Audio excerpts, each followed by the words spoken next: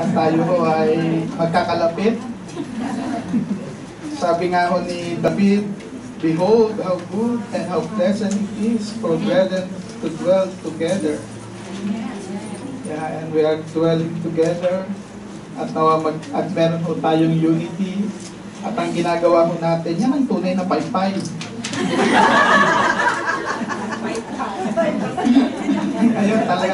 Ngayon talaga naging paypayan tayo. Purihin ang Panginoon. Okay, nais ko po kayong idako sa pagpapatuloy po ng ating serye, ang series sa Book of Luke. Tayo po ay nasa Luke chapter 6 at chapter 22. Yan. Sa ngayon ho, pag-uusapan po natin ay yung topic na unbroken. Paano ho magiging intact yung ating devotion amidst na napakainit ng ating sitwasyon. Talagang natataon lang na kung saan very stressful ang ating buhay, paano ka magpapatuloy sa Panginoon? Paano pagka meron kang problema sa mga kasama mo, magpapatuloy ka pa ba? Yan ang mga tanong, no? Oo. Paano pag nasita ka, wala na, ano na tayo, lipat na lang tayo kung ano pa pinagsasabi natin, no? Okay, tingnan mo natin.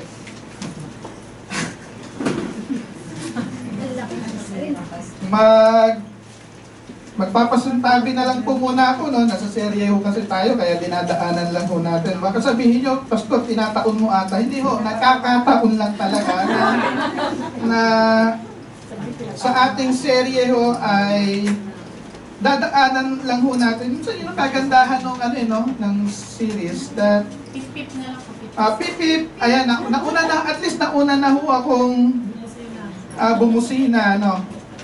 Ang dami hong dahilan ng stress, no?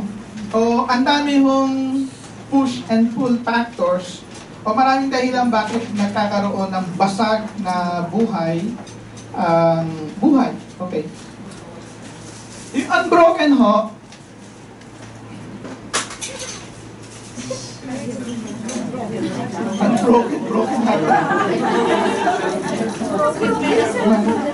broken Ayan. Okay, yan. Natatabunan lang ng medyo malusog na mama. Sige po, no? Ayan, talaga. Natatabunan lang ng yung signal. Okay, unbroken ho.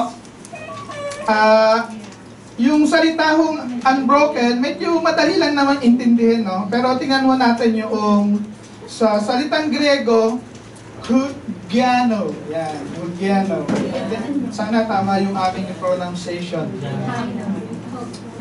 Ang literal meaning ho nyon ay maging malusog ka o be well.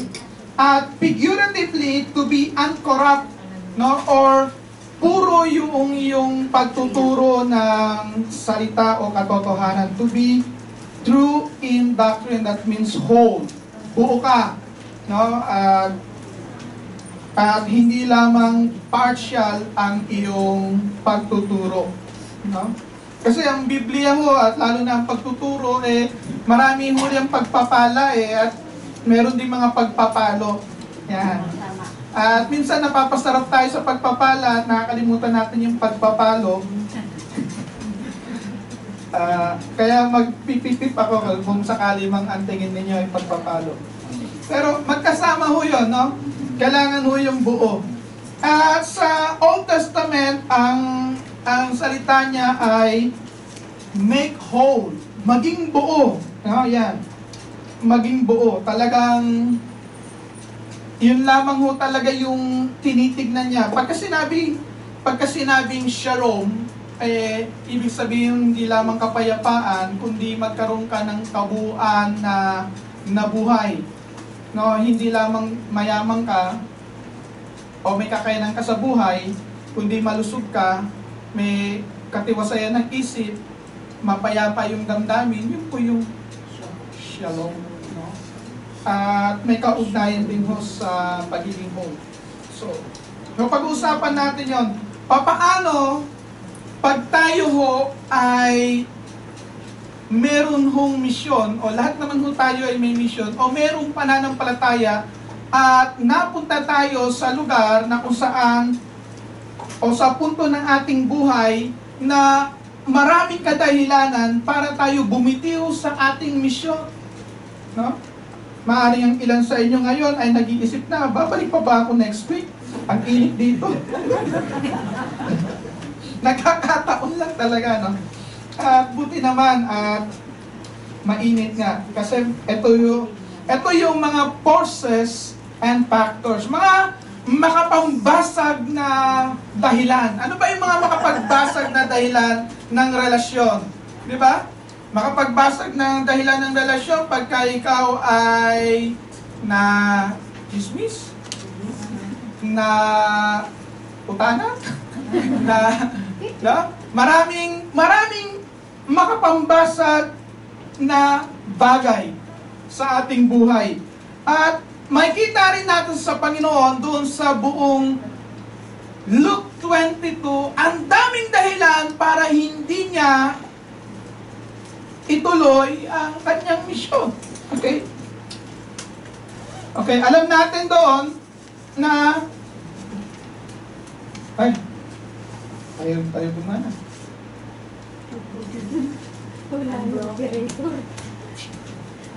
Broken. Alam niyo po, doon sa Luke 22, makikita ang unang-una natin dyan ho nakipagsabuatan si Judas sa mga religious leaders. No? Remember, hindi ho Roman ho yung nagbayad sa kanya. Ang merong galit sa kanya, mga religious leaders kay Jesus Christ. Amen ba ron? Buti na lang wala itong religious leader, wala hong... Pangalawa, makikita ho natin doon, katatapos pala nilang maghugas ng paa. Natatandaan niyo yan? Huling hapunan, naghugas ng paa. Tapos sabi ni Jesus Christ, kung paano kayo hinugasan ng paa, maghugasan kayo, ibig sabihin niya, magsilbi kayo. Tapos kumain sila, pinakilala niya yung kanyang laman, yung kanyang dugo na inaalay niya. At pagkatapos yun, parang mga bubuyog na nagtatalo-talot. At tinanong niya, ano ba yung pagtatalo ninyo? Ano ang pinagtatalunan nila? Who will be the greatest? Ayan. Kasi malapit na yung culmination ng mission. Sino sa atin ang pinaka-greatest? Ako, di ba? Ayan. Yung lahat ng lead, ito ang pinakamahirap minsan eh. No? Lalo na pagka ikaw, pastor, pagka yung mga leader, nagbabangayan. Mas magaling dyan, mas mahusay ako dyan, di ba? Ito naman, napapag-usapan lang kasi ginawa ng mga disciple. Hindi ko sinasabing ganyan kayo, ha? Bakit yan? Pero, yun ho yung nangyayari dito na yung mga alagad, nagtatalo-talo ngayon. Everyone wants to be number one, walang gustong mag-serve. At ang sabi ni Jesus Christ, hindi ganyan ang aking kaharian. Sa kaharian ko, ang gustong manguna, maglingkod. Ang paunahan, maunang maglingkod. Yan. Merong Bisaya. Una ba maglingkod? Di uupo lang ako, paunahan ko, lingkod. Alam niyo ba yung lingkod? Sa Bisaya, di ba, upo? Hindi ho yung pag-upo, ang pagsisilbi. Amen ba ron? Paunahan na maglilingkod ka, hindi ka ang paglilingkuran. Yun po yung sinasabi ng Panginoon. At dito, for 3 years na, minsan nakaka-frustrate yun. Kasi from the beginning, lagi niya sinasabi na ang purpose ng kaharian ay paglilingkod. Naparito ang anak ng Diyos para magbigay ng buhay. Naparito ang anak ng Diyos para maglingkod. Hindi paglingkuran, narito ang anak ng Diyos. No? At pinapakilala niya na yung pamantayan ng pamunuan ng kaharian ng Diyos. Lahat ay lingkod. Amen ba ron? Yeah. Buti na lang dito ho ay maraming lingkod. At ang panalangin natin lahat maging lingkod. Amen ba ron? No? Nangyayari yun. Pero very frustrating yun sa isang leader kasi sa maaaring mo, saan ba ako nag-fail? Diba? Pero, huling-huli na sila, yun na nga yung pinaka-last night niya with them, nagtatalo-talo pa rin. Pangatlo, may kita rin natin doon na yung binasa natin na kumuha ng taba para na ma-fulfill that he will be numbered with the criminals or with transgressors. Na siya ay mapapabilang doon sa mga kriminal. Wala naman siyang criminal na record na ginawa. Nagpagaling siya, nagpakain, nagturo ng magandang pagtuturo. Walang dahilan para masabi kang kriminal. Anong ibig ko sabihin yun? Dito pinapakita niya na kahit ganoon, tutuluyan pa rin niya na matupad ang misyon niya. Okay? Meron pa rin makikita natin na ang kanyang number one disciple will eventually deny him. Di ba? At napakahirap yun sa isang leader. No? Kumbaga vice chair ng parang gano'n. Di ba? I-deny ka. Ito yung aking hindi deny ako na ito. Diba? Ito yung number one kong fans. Diba? Sabi ni Peter, hindi kanila Panginoon. Dadaan sila sa ibabaw ng aking bangkay. Diba? Yun. Yun pala, nauna siyang mag-deny. And then, at the same time, mabuti sana kung isa lang, yung hindi nag-deny, they left him. Diba? Iniwanan siya ng kanyang mga alagad. Ito yung kasama niya. At yung mga kasama niya, ang tinatanong ko nga, nasa kaya yung pamilya ng Panginoong Hesus? Kasi nung panahon na yan, narin din yung kanyang pamilya. At hindi natin makikita sila doon sa background na napakalapit sa Panginoong Hesus. Okay? At panghuli, makikita natin doon, meron siyang kapangyarihan, pero hindi niya magamit yung kanyang kapangyarihan. Sabi sa Matthew 26:53, ang sabi ron, akala niyo ba hindi ko kayang manalangin sa Ama at siya ay magkakaloob ng 12 grupo ng mga anghel? Legions of angels. 12 legions of angels. At gaano kalakas ang isang anghel? Ang isang anghel makakayang pumuksa ng 100,000 katao. Ito ay legion, no? Napakarami. Kaya niyang humingi sa Diyos, sa kanyang Ama, pero hindi niya ginawa. Bakit? Kasi alam niya na siya ay isinilang para mamatay at ipagkaloob ang kanyang buhay para sa atin. Yun po yung kanyang purpose, bakit siya nabuhay, no? Ngayon, pag-usapan po natin, why he remained whole? Bakit siya buong buo? Ano ba yung nagpatibay sa kanya upang magpatuloy na gampanan ang kanyang misyon?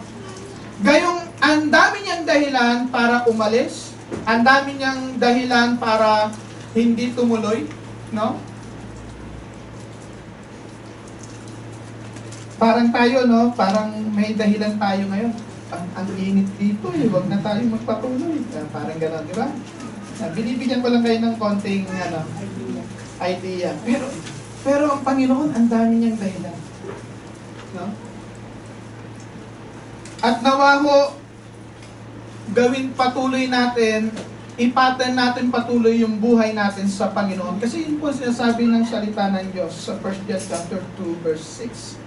Na ang lahat ng nagsasabi na siya yung Panginoon ay mamuhay ayon sa pamumuhay ng Panginoong Jesus.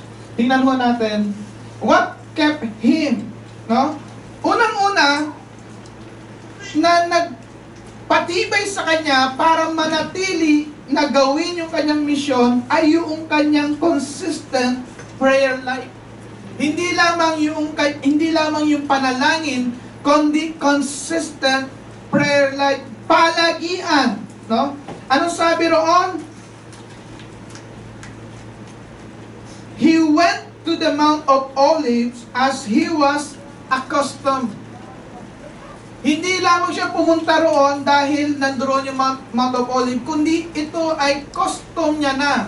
Habit niya na. Yung pananalangin ay hindi niya ginagawa dahil may problema lang.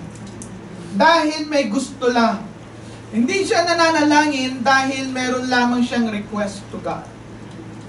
Ang pananalangin ay buhay o lifestyle ng Panginoon nung siya ho ay nasa lupa.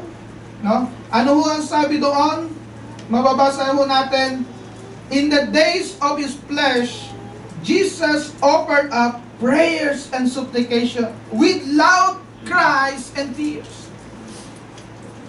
Siya ho ay nananalangin na merong pag-iyak, merong intensity sa pananalangin. At meron nga akong nakapagtanong, paano ba yung mananalangin? Minsan merong isang pastor, napakinggan niya yung isang bata na nananalangin. At ang sabi ng bata, nawa, maging Taipei, maging Taipei, maging Taipei. At sabi, tapos umiyak pa yung bata, nawa, maging Taipei, nawa, maging Taipei. At yung pastor ay talagang hangang-hanga sa parang, ako, napaka-intensified manalangin ito. At pagkatapos ng manalangin yung bata, nagtanong yung pastor, dahil na-curious siya, dahil umiiyak yung bata, sabi, nawa, maging Taipei, maging Taipei. At sabi ng pastor, bakit ang panalangin mo ay naway maging Taipei? Gusto mo bang pumunta ng Taipei? At ang sabi ng bata, kasi ho, kailangan ko hong maabot yung passing grade sa exam. Dahil kung hindi, ako ay babagsak. Eh bakit? Ano ba? Ano ba yung exam mo? Ang tanong ho kasi, ano ang capital ng Japan? At sabi ko, Taipei. Kaya nananawa maging Taipei.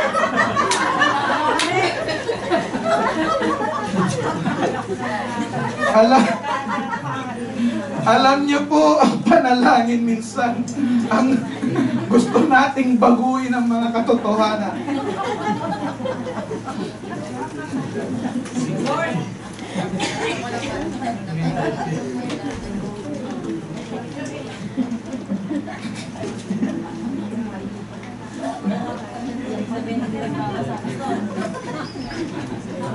O para sasabihin, yung hindi ka nag-aral, tapos sasabihin mo, pag panalangin mo pa, bakit natin ipapanalangin? Para makapasa siya sa kanyang exam. Bakit? Kasi hindi siya nag-aral ng exam. Anong gagawin yun? Mabubulag yung nag-check ng papel para ipasa na lang siya. Mga kapatid, hindi ho yun ang ibig sabihin ng pananalangin. Amen? So Jesus Christ had consistent prayer life. Patuloy ho na pananalangin. Amen? Tingnan ho natin yung pangalawa. Huh? Okay. What kept him? Second, teka muna, no? Angat pa natin, konti. Ayan. What kept him is knowledge of the Word. Ayan. Kaalaman ng salita ng Diyos. Amen? Kanina ho, nag-aral ho kami dito sa School of Ministry. Ang pinag-aralan ho namin ay swerte at malas. Ayan. Ngayon, hindi ko sasabihin kung ano yung aming napag-aralan. Oo. Dahil hindi naman ninyo mababalikan dahil hindi na namin pag-uusapan next week.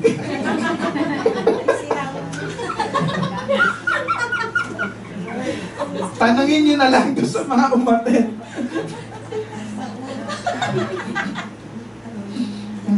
Ayan, no? Oo. And then, ano yun? Basic Bible interpretation. Yan, yun yung pinag-aralan namin kanina.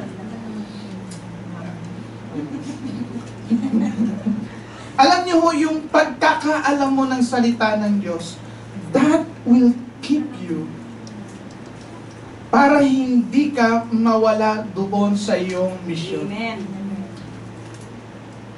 Marami ngayon sa Amerika, di ba, nakikita natin yung rainbow colors, di ba? Rainbow. May mga Christian nga rin naglalagay ng rainbow, akala nila kung ano yon, no? At meron isa naglagay ng rainbow at di niya alam kung bakit. At tinanong niya pa si Joseph, ano ba yung ibig sabihin yun? Yung isa naman, anak ng pastor, nag-ano na rin, buti nagtanong pa, na ano ba yung ibig sabihin yun? Oh.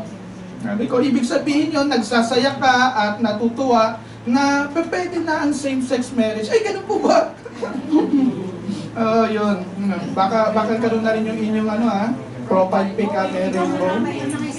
Ibig sabihin niya sila ay nakikisa at nagsasaya. Yung rainbow, yung nilalagay ng rainbow. Yan, at ngayon, alam niyo na, no? Ngayon, gaano ka-importante na alam natin ang salita ng Diyos? Gaano ka-importante? Pag alam po natin ang salita ng Diyos, alam na natin kung sino ang mananalo. No? Alam na natin na darating ang panahon that people, na yung mga tao ay hindi mapapakali at magkakaroon ng mga strange teachings. Alam natin na magkakaroon ng apostasy sa huling kapanahunan. Alam natin na darating ang panahon na kung saan may mga tao na dahil sa kanilang paniniwala ay papatay sila. Dahil akala nila ay naglilingkod sila sa Diyos. Kaya kung alam mo ang salita ng Diyos, hindi ka matataka na bakit may mga Kristiyano na napapatay. Dahil alam natin na noong pa man nung una ay sinabi na ng Panginoong Hesus na magkakaroon ng mga pagsubok at mga persecution. Amen ba ron? Amen. Dahil alam mo yung salita ng Diyos, hindi ka nabibigla. Dahil alam mo kung sino ang humahawak ng iyong buhay. At therefore, hindi ka swerte o malas. Ikaw ay pinagpala. Amen. Amen ba ron? Amen. Ayan. Dahil alam mo, dahil kilala mo, hindi mo man alam yung mga detalye na mangyayari sa iyo kinabukasan, alam mo kung sino ang may hawak ng kinabukasan. Dahil nabasa mo minsan sa Biblia na bagamat ang Diyos ay may mabuting plano sa iyo, that doesn't mean na hindi ka ipagkakanulo. That doesn't mean na hindi ka makukulong. That doesn't mean na hindi ka makakalimutan ng mga taong binigyan mo ng mabuti. Di ba minsan meron ka makikitang post sa Facebook, nung meron ako'y maraming kaibigan, nung wala na akong kaibigan. Di ba? Yung mga ganong klaseng dating ng paghuhugot ng kanilang sama ng loob. Yan. Di ba? Talagang ibinubulat lahat sa buong Facebook. Di ba? Na kung paano sila nakalimutan ng mga ginawa nila ng mabuti. Mga kapatid, kung alam mo ang salita ng Diyos, alam mo na minsan merong isang kabataan na punong-puno siya ng pangarap na ipinagkaloob sa kanya ng Diyos. At yung pangarap na yun, sinabi niya, kinuwento niya sa kanyang mga kapatid, at sinabi niya pa sa mga kapatid, nakikita ko na darating ang araw, magyuyukuran kayo. Ano ibig sabihin yun? Ikaw, mahumuna ka sa amin? Di ba? At dahil doon siya ay ginawa ng masama, inihulog sa bangin, siya ay ibinenta. Nasaan na yung magandang plano sa iyo? Di ba? At pagkatapos na nandoon siya kay Potiphar, napagnasaan siya ng asawa, at pagkatapos na gumawa ng kwento yung asawa, siya ay nakulong. Nasaan na yung magandang plano? Nung siya ay nakakulong, meron siyang ginawan pa rin ng mabuti. Nakalimutan siya, nasaan na yung magandang plano? Pero dahil alam mo yung salita ng Diyos, alam mo na merong tamang panahon sa mga plano ng Diyos. At dumating nga yung tamang panahon, nagkaroon ng dream yung Parao, at ang tangi lamang nakapagbigay ng tamang interpretation ay si Joseph. Mga kapatid, dahil alam mo ang salita ng Diyos, magpapatuloy ka. Hindi yung current situation mo ang pagbabatayan mo ng iyong buhay, kundi ang salita ng Diyos. Amen? At ang sabi ng Panginoong Jesus, "For I say to you that this which written must still be accomplished upon me." That, ano yung kailangan ma-accomplish daw? That He will be numbered among the criminals, among the transgressors. No? Alam ng Panginoong Jesus ang plano at ang nakasulat patungkol sa kanyang buhay. Kaya mga kapatid, huwag ho tayong mabigla. Pag darating ang araw na pwede na magpakasal yung aso at ang tao. Kasi freedom nga eh, di ba? Ganon talagang, kasi ang sunod naman yun ay baka polygamy, di ba? Kasi nga, yung dapat ay equal, yung mga ganoong kaisipan. Pero wag ho tayong mabigla dahil habang dumidilim, lalo ho tayong magliliwanag. Amen. Amen. Amen, Baron. Palakpakan po natin ang Panginoon. Pangatlong kadahilanan, what kept him? What kept him is his full obedience to God's plan. Full obedience. Ano ho yun? Father, if it is your will. No? Kung kalooban mo, alisin mo yung cup na ito, nevertheless, not my will, but yours be done. Yung pananalangin po ay isang pangyayari sa ating buhay, hindi para i-twist yung kamay ng Panginoon, kundi mai-align yung buhay natin sa kalooban ng Diyos. Amen. Yung marinig natin, ano ba ang sinasabi ng Diyos sa particular na situation sa ating buhay. No, hindi, Panginoon, ito yung plano ko. At sasabihin ko kung ano yung sinasabi ko dahil yung buhay ko ay nasa aking bibig. Di ba? Meron sinabi talaga that life and death is in the power of tongue. Ang tanong nga lamang ba, ikaw ba ay naka-align doon sa kalooban ng Diyos? Dahil ganyan din ang sinabi ng mga false prophets. They prophesy their dreams, they speak according to what their spirit feels. At they are hoping na yung sinabi nila ay magkakatotoo. No, yun po ay naisulat saan? Ezekiel. Ezekiel ano? 29. Nasulat ho yun eh. Na sila, pinapangarap nila yung mga napunta sa isip nila, sinabi nila ay magkatotoo, hindi naman galing sa Diyos. No? Ang pananalangin ho ay we are aligning yung ating buhay doon sa plano ng Diyos. Not my will, but yours be done. Pastor, di ba sinabi sa Biblia na anuman ang hingin mo, ipagkakaloob ko? Pero kailangan ho, tingnan natin. Sabi ng Panginoong Jesus, if you remain in me, manatili ka sa akin, and my words remain in you, then you will ask whatever you wish, then it will be given to you. Anong ibig sabihin niya? Kung ikaw ay mananatili sa akin, yung consistent devotion and prayer life mo, at yung salita ko mananatili sa iyo, pagka nananatili tayo sa fellowship with Jesus Christ, at sa salita niya, yung laman ng ating isip na yon ay ang salita ng Diyos, at ang laman ng ating puso, yung devotion natin na sa Panginoong Jesus. Therefore, ang ipapanalangin mo ay yung kalooban na ng Diyos. Nakukuha mo ba natin yun? Kaya nga ho, napaka-importante ng pagbabasa. Kasi nga yun yung will of God. Yung salita ng Diyos. Hindi mo mahihingi yung mana na hindi naman naisulat para sa'yo. Di ba? Kasi yung ano to eh, testament.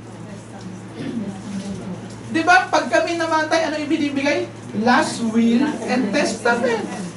Di ba yung nasa last will and testament, naroon yung mga kalooban o yung mga pamana noong tatay o lolo para sa iyo. Tama ho ba yun? Hindi siya blank check. Meron ka lamang tinatawag na allotted para sa iyo. At kung ang kalooban ng Diyos na nasa salita ng Diyos ay sumasa iyo na, maging yung intention na ay yung intention ng Panginoon, therefore your prayer life ay magiging consistent na. At yun po ay ilang beses na napatotohanan natin, maging si Muller, no? Kilala niyo si Muller? Siya po yung ginamit ng Panginoon nung bagong mag-turn ng 20th century, ginamit po siya ng Panginoon doon sa England na nagpatayo ng maraming mga ampunan. At alam ko, narinig niyo na istorya na ito, na one day doon sa kanilang ampunan, sila ay nagpasalamat na. Almusal yun, nagpasalamat na ang mga bata, no? Meron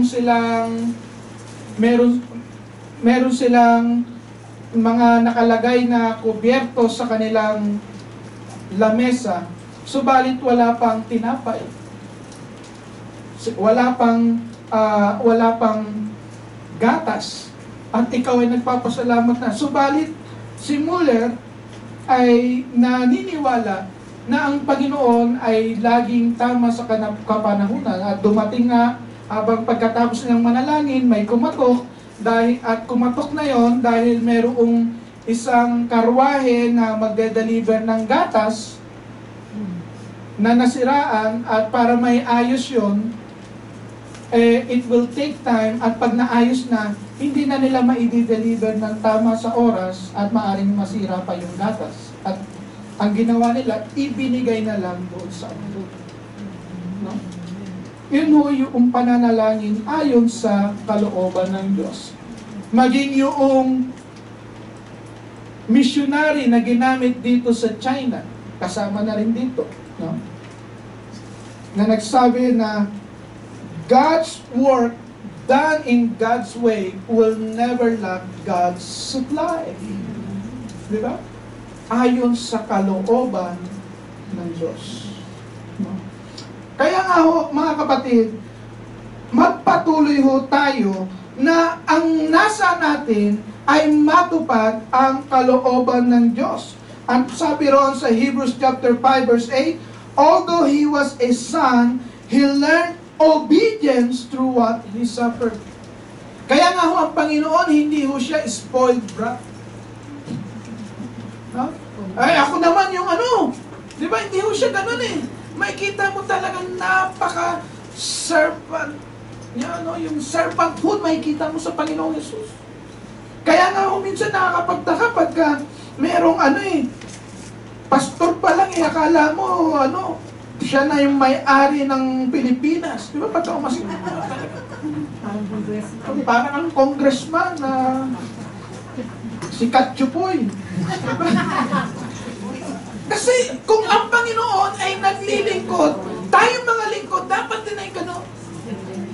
And we have to be obedient doon sa kalooban ng Diyos. So what kept him? God's grace. Sa kahuli-hulihan, yung tulong ng Diyos. Remember si Jesus Christ, nung kapanahonan na ito, hindi niya ginamit yung kanyang pagka-Diyos. Yun po ang tinuturo, kenosis, yung empty. He emptied himself. He emptied himself. God's grace. Then an angel appeared to him from heaven, strengthening him. Kailan lamang mo siya pinalakas? Noong 100% na napagpapakita niya ng kanyang obedience, noong makikita mo na yung kanyang pagpapawis. Ayan, mga kapatid, ano sabi ron? Yung kanyang pagpapawis. nagpapawis katulad na ng dugo. Hindi dugo parang dugo. Di ba yung dugo medyo malalaki? At ang sabi ng salita ng Diyos, ang kanyang pawis ay katulad ng dugo. No? Kaya pala, biblical pala tayo nung tayo kanina yung nagpapawis. Kaya kalabitin mo ang katabi mo sa biblical ka. Praise the Lord. Diba? Pinagpawisan ho ang Panginoon. Kaya nga ho talagang natataon. Hayaan nyo ho, wala ho sa Book of Luke na rapture. Baka may ma-rapture sa atin eh. Wala hong ganun. No? Wala ho yun sa Book of Luke. Okay.